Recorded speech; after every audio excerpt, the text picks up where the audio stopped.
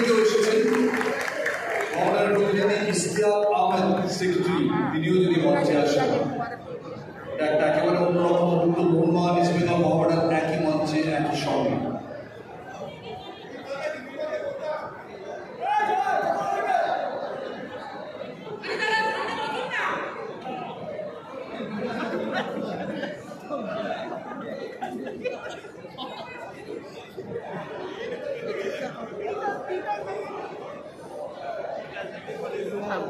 বিশ্বাসকে আমরা দেখছি মঞ্চে মহড়ার পক্ষে ফুটবল সচিব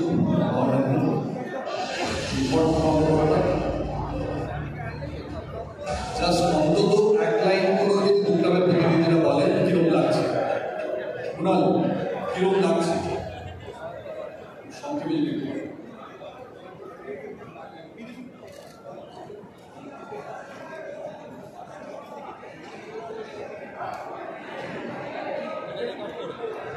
নমস্কার।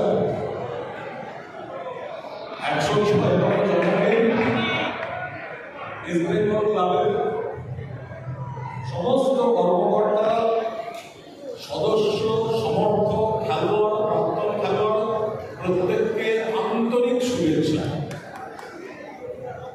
দেখুন, আমি মোহনবাগান সাপোর্টার, কিন্তু আমি একেবারে জ্ঞান হওয়ার সময় থেকে দাদুর সঙ্গে যে ময়দানে আসা, আমি নিশ্চয়ই মোহনবাগান সাপোর্টার, আমি মোহনবাগানের সাফল্য চাই, কিন্তু আমি তিন প্রধানের থিওরিতে বিশ্বাস করি, ছোটবেলা থেকে সেটা দেখেছি।